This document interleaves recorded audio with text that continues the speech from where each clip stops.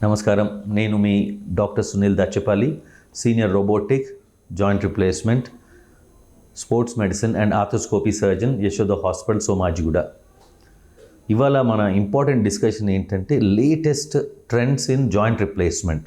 ఇప్పుడు అందరు కామన్గా వచ్చి మాకు టాప్ మోస్ట్ అయితే లేటెస్ట్ ఇప్పుడు ప్రపంచంలో ఏం జరుగుతుందో అది కావాలంటారు, విచ్ ఇస్ నైస్. ఎందుకు అంటే ఇప్పుడు మన భారతదేశము అన్నిట్లో ముందడుగులో ఉంది.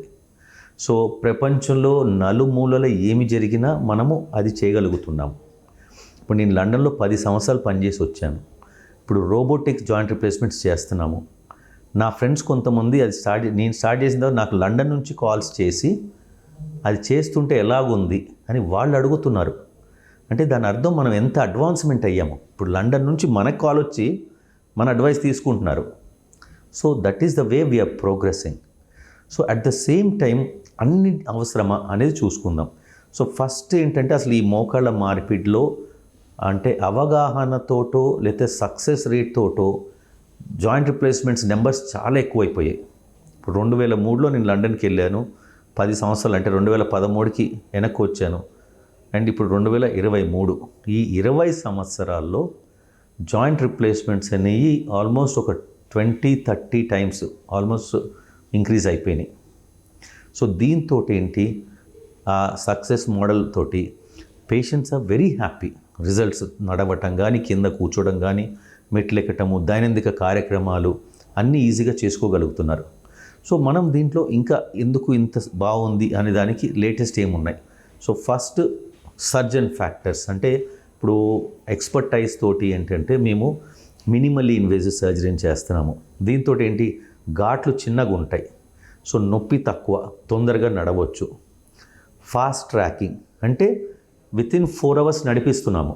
పొద్దున చేసాము, సాయంత్రంగా నడుస్తున్నారు. 3 రోజుల్లో నడవటము, బాత్రూమ్కి వెళ్ళటము, మెట్లకి దిగి కార్లో ఇంటికి వెళ్ళిపోతున్నారు. అంబులెన్స్ లాంటివి లేవు. నెక్స్ట్ ఏంటి ఇప్పుడు దాంట్లో వేసే పరికరాలు. అండ్ ఈ పరికరాల్లో లేటెస్ట్గా మనకేంటంటే ఆ మోడల్స్లో జిర్కోనియం అని ఉంది, క్రోమియం కోబాల్ట్. సో ఈ 2 మెటల్స్ ఎక్కువగా వాడుతుంటాము. నెక్స్ట్ డిజైన్, ఇది తయారు చేసే విధానము ఆ ఉన్న షేప్లో హై ఫ్లెక్స్ డిజైన్ అంటున్నాం. దీంతో ఏంటంటే ఆల్మోస్ట్ కింద కూర్చోగలుగుతున్నాము. అండ్ తర్వాత పోస్ట్ ఆపరేటివ్, ఇప్పుడు సర్జరీ తర్వాత ఇప్పుడు స్టిచ్లెస్. ఇదివరకు ఏంటంటే కుట్లు బాగా ఉండి నొప్పులు, దాని తర్వాత కుట్లు తీయటము అదొక కష్టము. ఇప్పుడు మేమంతా ఏంటంటే స్టిచ్లెస్ సర్జరీ చేస్తున్నాము. దాంతో అసలు కుట్లు తీసే అవసరం కూడా లేదు. సో ఈ అన్ని లేటెస్ట్ టెక్నాలజీస్ వితిన్ ఆ జాయింట్లో. తర్వాత చేసే విధానం ఇప్పుడు ఏంటంటే ఆల్మోస్ట్ నేను ఒక 10,000 చేస్తున్నాను అంటే రోజు ఇంప్రూవ్మెంట్ జాయింట్.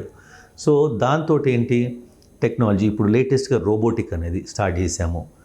దాంతో ఇంకా ప్రెసిషన్, ఇప్పుడు ఆల్రెడీ ఇంత 10,000 జాయింట్స్ తోటి ఎక్స్పర్టైజ్ వచ్చేసి ఉంటుంది.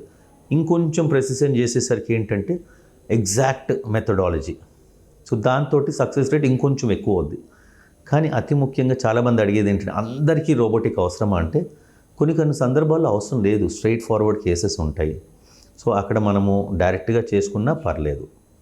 అండ్ దీని తర్వాత ఫాస్ట్ ట్రాకింగ్ చేస్తాము. అది చేసేటప్పుడు ఏంటంటే ఇట్స్ ఎ టీమ్ వర్క్. మా పెయిన్ టీమ్ ఉంటారు, మీ నొప్పి ఎంత ఉందో అసెస్ చేస్తారు. అండ్ అందరికీ పెయిన్ కిల్లర్స్ ఇవ్వరు.